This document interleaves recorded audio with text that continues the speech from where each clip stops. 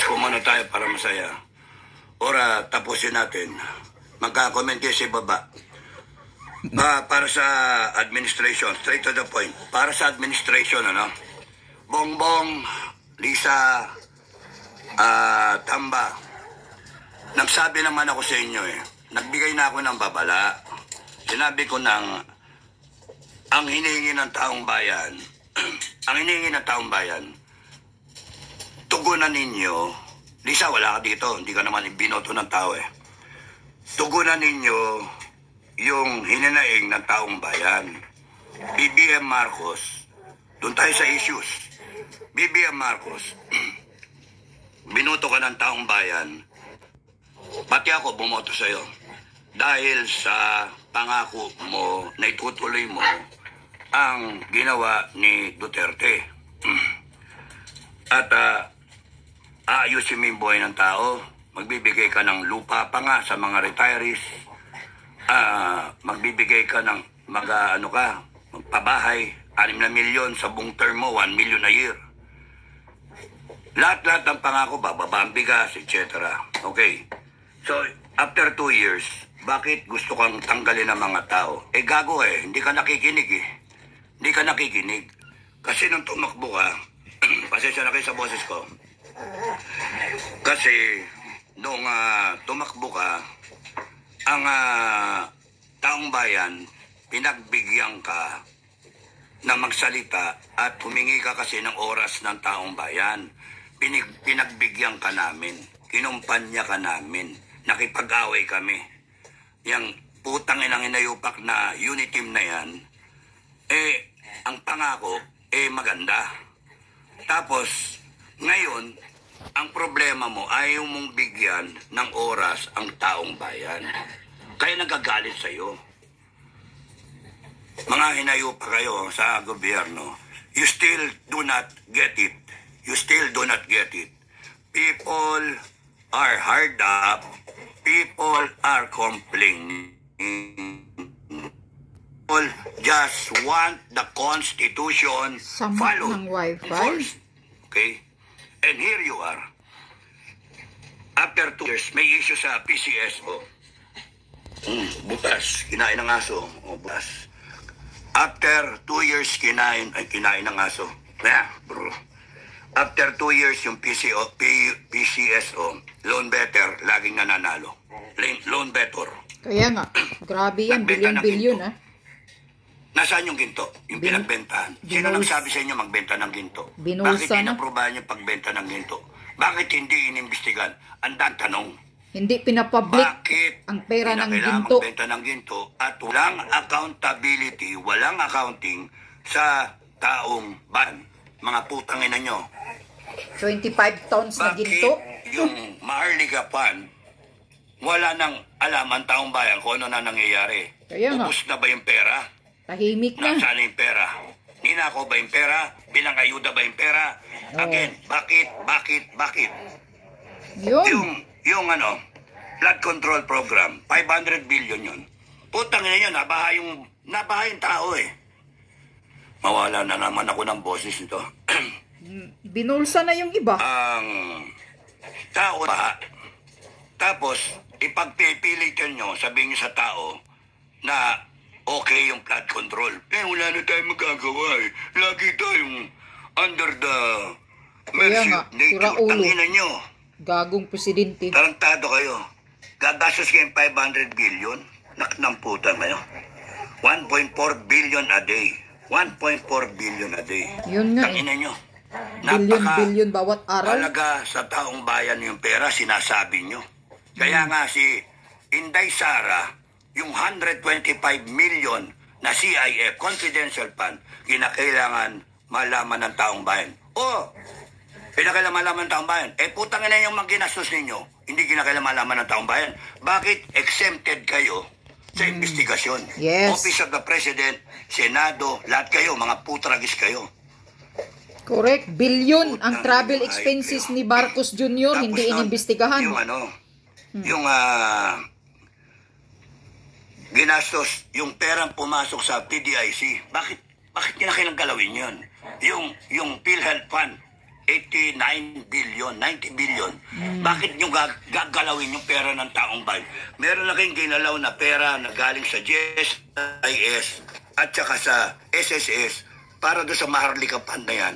Ginalaw nyo pa ang putang ng PDIC, yung pera doon, at saka yung ano na yan, yung PhilHealth Fund na yan. Mga contribution ng mga tao yan. Walang explanation. Tapos, ang gusto nyo, imbestigahan at i-impeach ngayon si Inday Sara.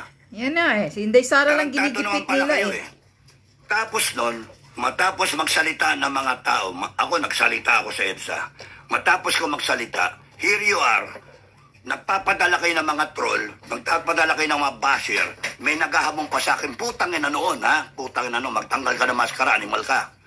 Yan. Huwag kayong magala. Lahat kayo, malilipol namin. Dilipulin namin kayo. Yes, Pagka gurgurin. lumabas ako, lalabas akong armado. Yan. At yung taong bayan, lalabas din ng armado. Lahat kami, lahat ng matitinong Pilipino, lalabas kami para ipakita sa inyo na ang taong bayan makapangyarihan. Gago kayo Hiningi lang namin yung good governance. Yun ang hiningi namin.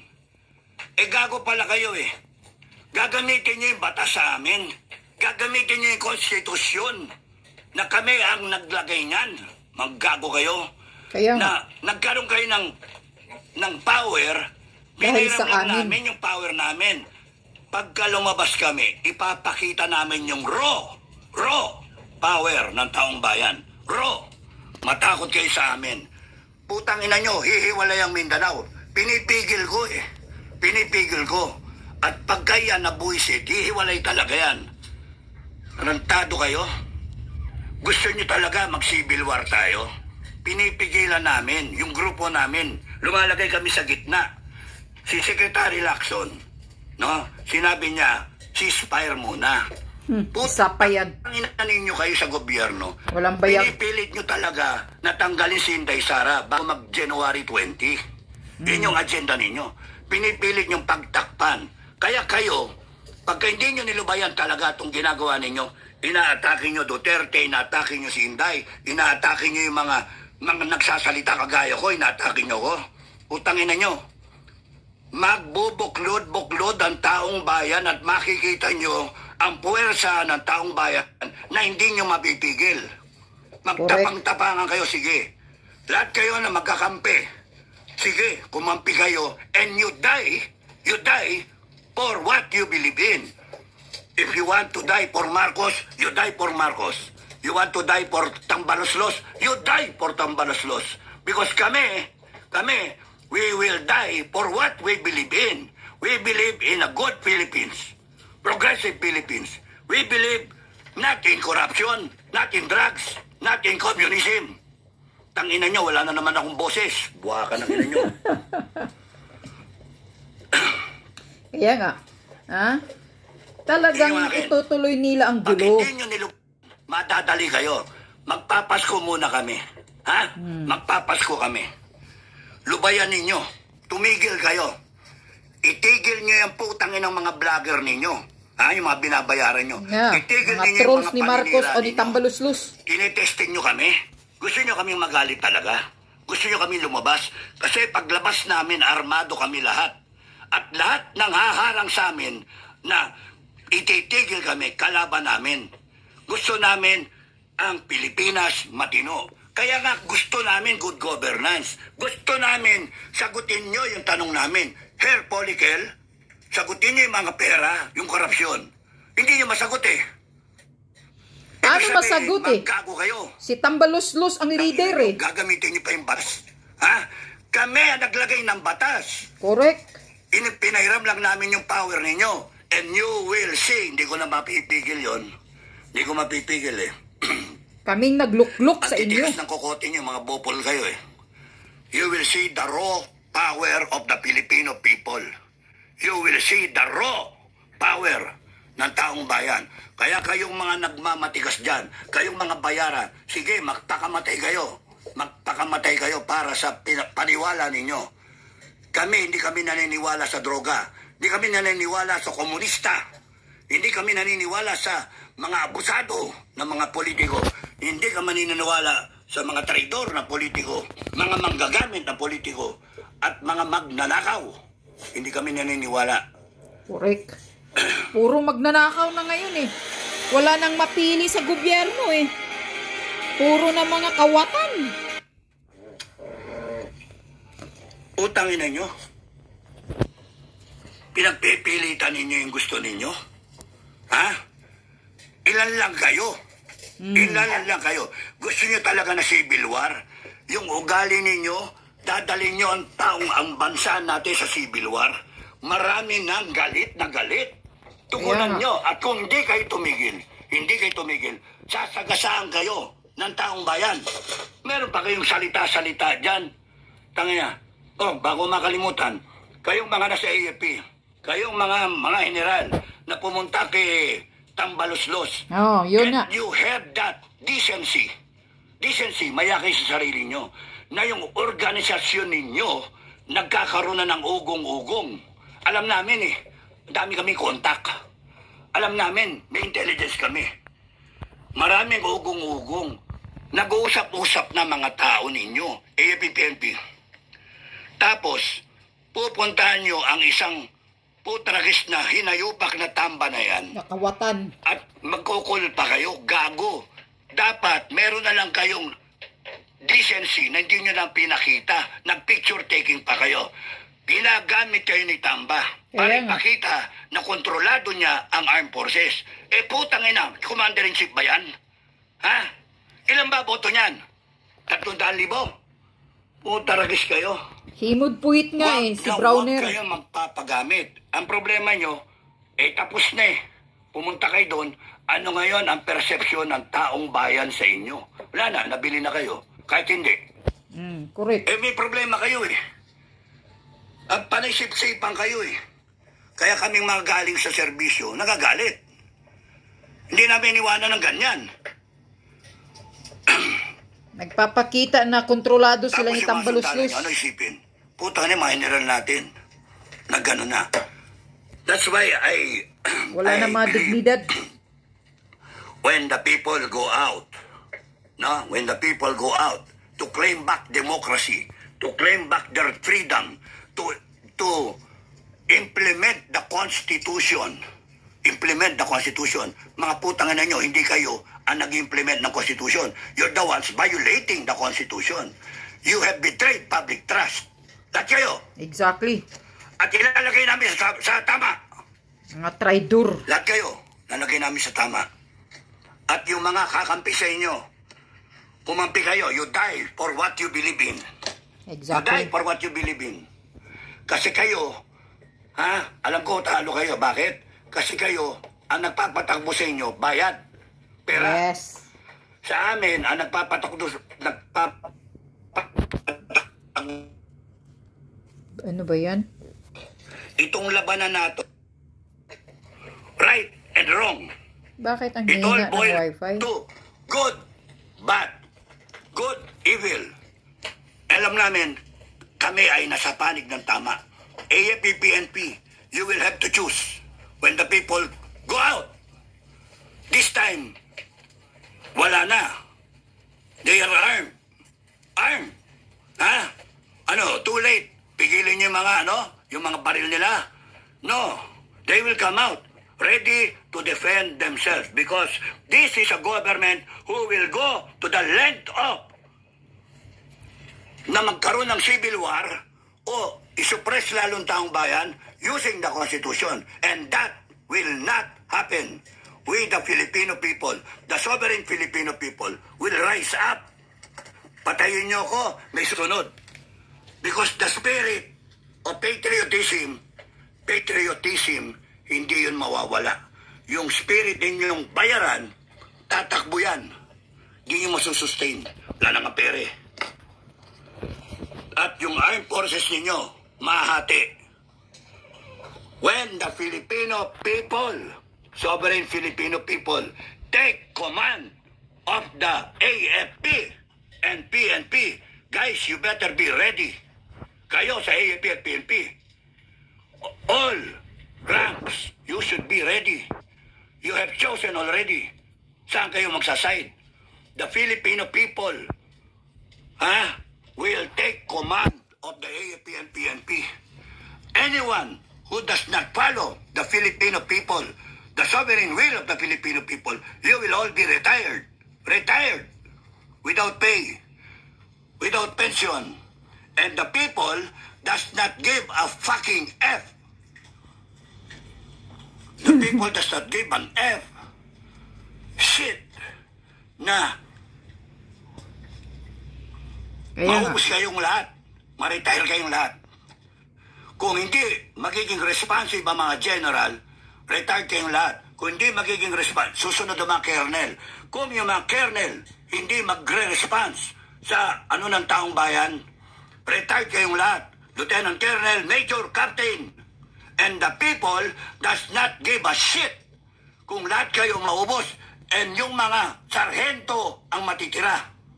Because pagka lumabas ang taong bayan to claim back democracy, to claim back freedom, and to put this country in order, you will feel the wrath of the Filipino people. They will have a new armed forces, a new PNP, and you better be there, AFP and PNP. Exactly. Huwag nyo kami tinatakot. Gusto lang namin magpasko ngayon. Magpapasko muna kami. Huwag nyong puwersahin. Huwag nyong puwersahin. Putang ina nyo mga vlogger kayo, mga troll kayo, at mga commenter, mga expert kayo. Lumabay na kayo. Shut up muna kayo. Hindi nyo ba nakikita ang bayan galit na? Lalabas na yan. Kahit baseball bat, tubo, 2x2 na may pako, lalabas na yan. Anong gagamitin nyo? Pipigilin nyo? Kaya nga. They will enforce their sovereign will. Hindi nyo ba nakita yun? Abay, ang hina ninyo. Iglesia ni Cristo nga, galit na eh. Magrarally na eh. Sinabi sa akin ni Commander Metran, Commander Bukay, na panay ang paninira sa amin, panay ang paninira sa FJ. Putang ina ninyo! Ano kala nyo sa amin? Matatakot nyo? Correct. Hindi nyo kami matatakot. Hindi nyo matatakot ang taong bayan. Naisip ko nga eh. Sasabi ko, naplat yung gulong. Naplat. O di palitan yung gulong ng spare tire. May spare tire naman eh. Hindi pwedeng ipuwersa yung plat na gulong at masisira ang sasakyan. Natigil tayo, naplat tayo, doon pa sa may checkpoint. Nandun yung military, nandun yung PNP. Sinasabi ng pasahero, Sarge, tulungan nyo naman kami. Sinasabi. O di yung driver, ang sinasabi ng driver, ako yung driver. No? Palitan na lang natin yung gulong, huwag na natin pwersahin. Napalaho pa tayo. Kung ayaw nilang tumulong, hayaan nyo sila. No? Ang sasabihin niya, nagtatrabaho lang sila. Kaya nga.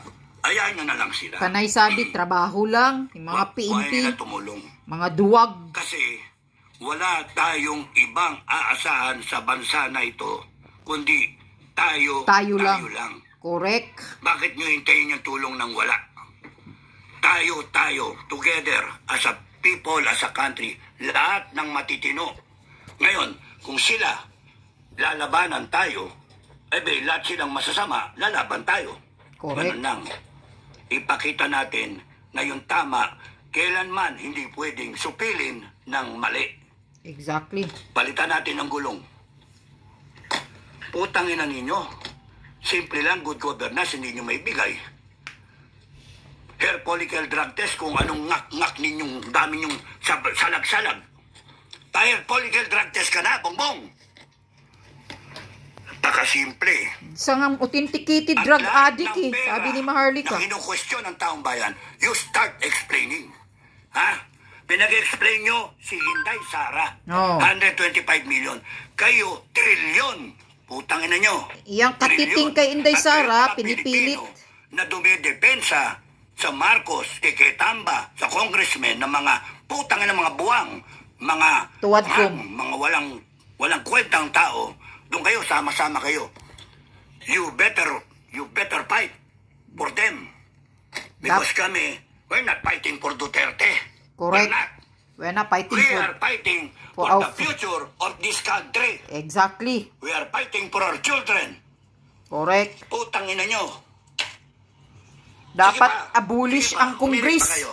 Hiritan nyo pa kami. Baka Hindi wala lang tayong abolish, Pasko sunugin. pare-parehas. Sinasabi na sa inyong tumigil kayo. Good governance ang gusto namin.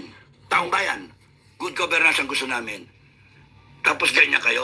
Walang maasahan sa Congress.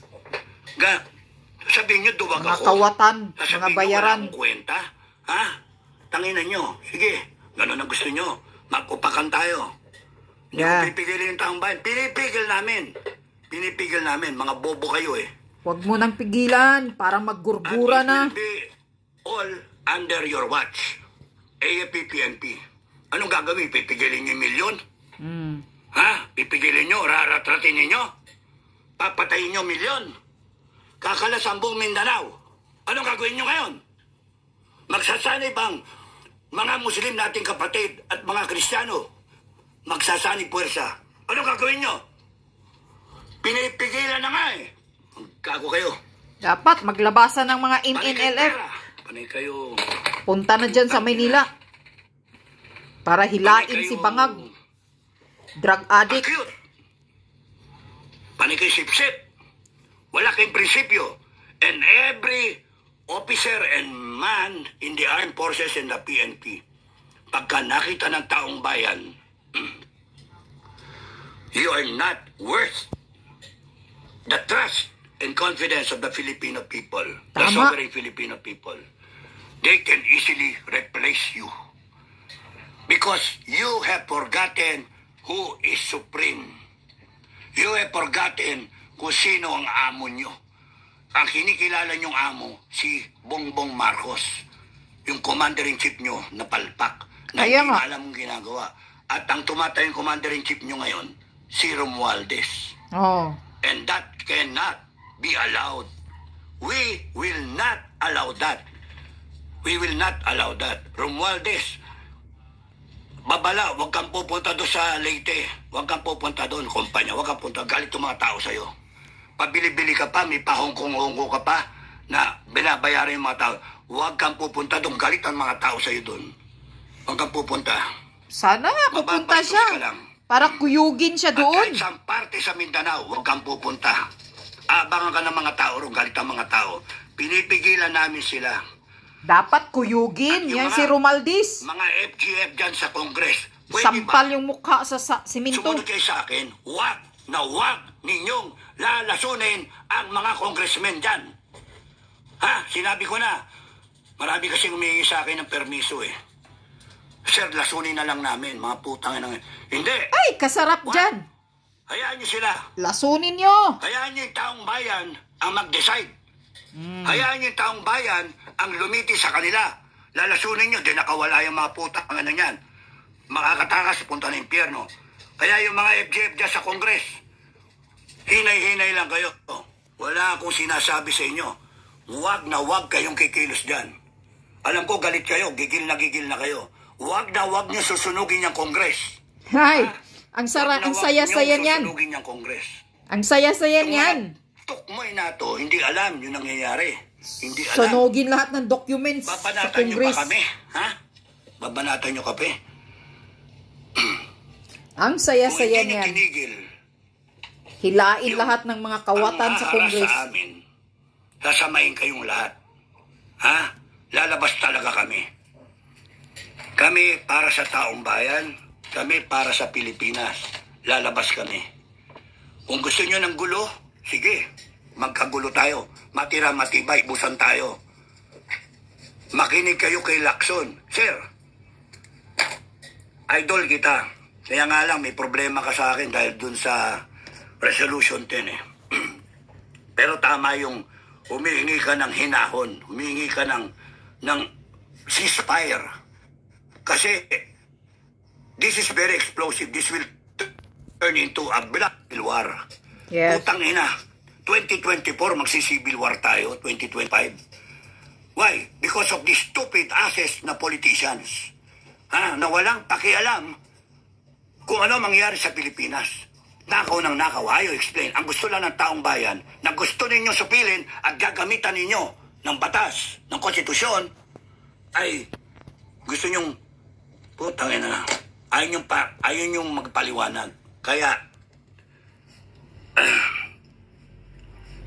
Sir Ping, nila pagsabihan mo, ang tagal nang nagtitimpi ng taong bayan.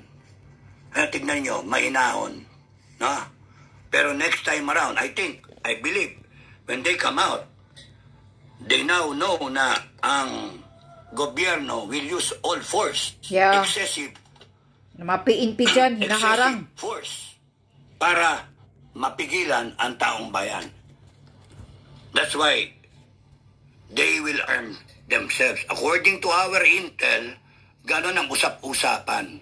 They will arm themselves.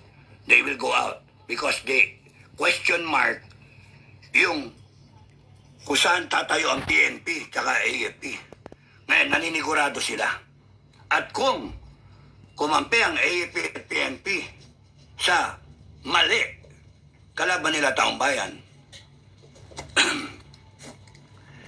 Yun yung akin.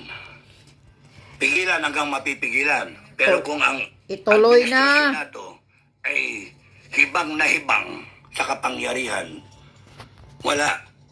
All you have to do is give the people time. Explain to them. Sana punta yung pera. Utangin ninyo, tigilan ninyo yung quadcom na yan. Tigilan nyo. Susunugin nila yung Congress eh. Yung problema nyo eh. Because Congress dapat is lang a symbol of your abuse of power. Yes. Congress is a symbol of corruption. Wala nang trust ang tao dyan. Congress is a symbol of contempt. Yes or no? Yes or no? Putangin na nyo. Kayo, hindi na pwedeng palakpasin dapat ang sunugin yan. Ay, walang nagawa yung demonyong Congress na dyan eh. Hindi na mapagkatiwalaan. I'm 63. Ginigipit lang ang taong bayan yan. Experience, even the father of Bongbong Marcos, na ganyang kasama ang gobyerno. Nagmarsyalo noon, oo, pero hindi ganito. Grabing pagnanakaw, garapalan. Tangina ninyo. Dati, sa ama niya, ang magnanakaw, ang ama lang, ang asawa.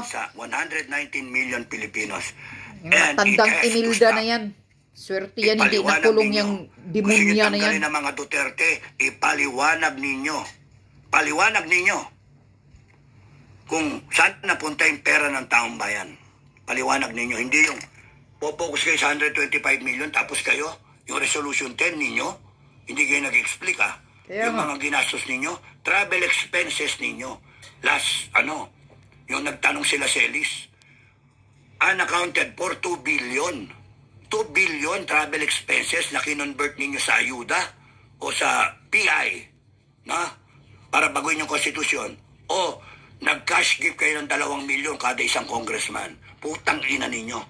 Magpapasko na naman. Walang pinagbago ang buhay ng taong bayan. Maggago kayo. Kaya, hirap na hirap ang mga Pilipino. Mga kababayan, ramdaman ninyo na kailangan ilagay nyo sa puso ninyo yung mga mali. Makatulog pa kaya sila. Tama yung ginagawa na yan. Na mga alam nila na organize. No more organization. nakawatan sa sarili nila. Next time, we show our full force.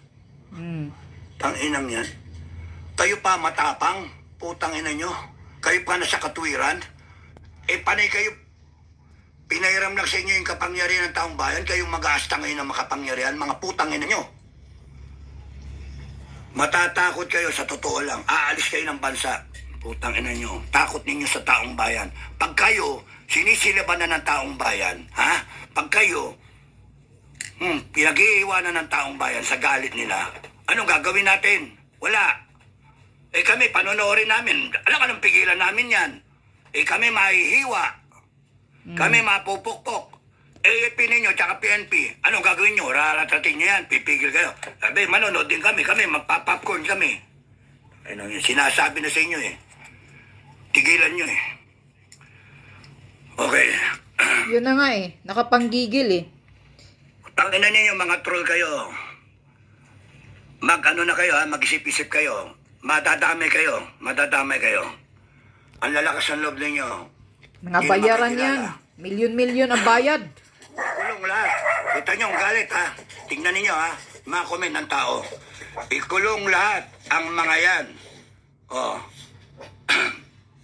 Ha? Imagine. Tatlong mastermind. Ah, si Banat Bay nga daw, inaalok nga daw si Banat Bay eh. Ah, binulgar na ni Banat Bay, inaalok nga daw siya eh. 500,000 bawat every month. Ah, basta lang bumaliktad siya, kumakampi. Oh, isa na yan, na ebidensya na talagang itong si Tambaluslos ay talagang may mga bayarang trolls. Lagi naman sinasabi ni Banat Bay eh. Kasi may isang bayarang trolls na umaamin dyan na parang gago. Ah? Alam na alam ni Banat Bay na bayaran, maraming mga trolls na bayaran. Yun palang binabayad sa mga trolls. Kaninong pira yan? Pira natin yan. Pira ng taxpayer yan. Ah? Imagine, nagbabayad sila ng trolls. Milyon-milyon po. Ang bawat buwan, ilang milyon kaya bawat trolls ang binabayad nila. Ah? Isang troll, siguro binabayaran nila ng tag 2 million, 5 million, depende. Depende sa pagmalaki ang subscriber mo. Imagine, si Banat Bay, 500,000 daw ang inaalok sa kanya. Pero hindi siya sumang-ayon, ayaw niya. Nawawala yung dignidad mo dyan kapag ikaw ay bayaran. So, anong ginagawa sa kanya? Ginigipit siya ngayon. Kinakasuhan. Kasi yun ang kondisyon. Mamili ka. Gusto mong bayaran ka? Or gigipitin ka, kakasuhan ka. Kaya ngayon, kinakasuhan nila si Banat Bay kung ano-ano. Ganito, kawalang hiya, kagago ang gobyernong bangag na ito. Kung ayaw mong sumunod sa gusto nila, gigipitin ka. Katulad ng ginagawa ng mga quadcom dyan sa Kongreso. Kung ayaw mong sumunod sa utos nila, sa script nila, gigipitin ka. Iko-contempt ka. Ipapakulong ka.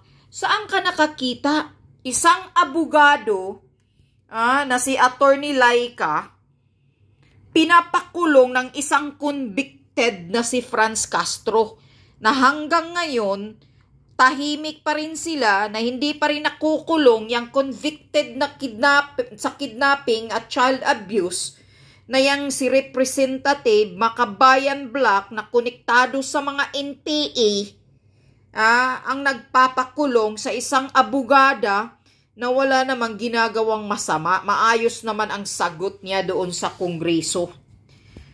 Pinapakontempt nila.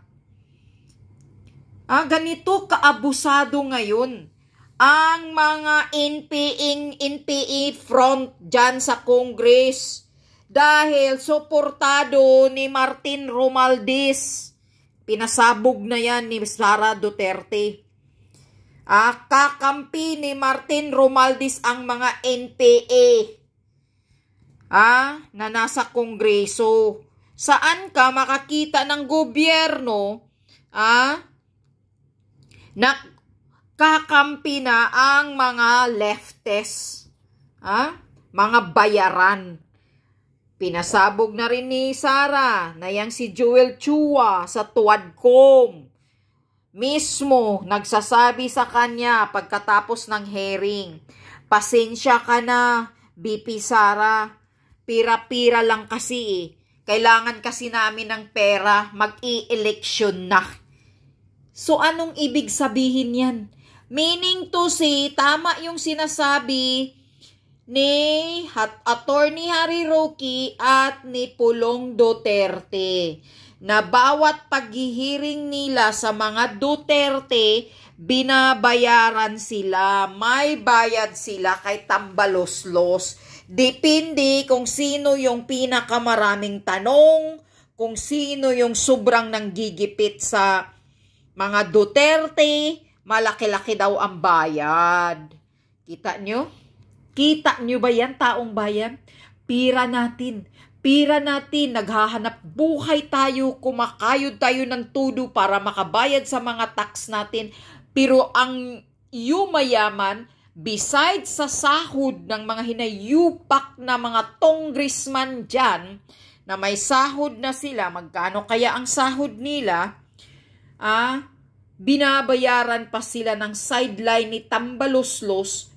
Yun daw ang sabi ni Maharlika, galing sa resource niya, para gigipitin ang mga Duterte. Yan daw ang utos, marching order ni Lisa Butod, Satanas, demonyo ng Pilipinas, na smuggler daw, sabi ni Maharlika, kidnapper, at saka isang user.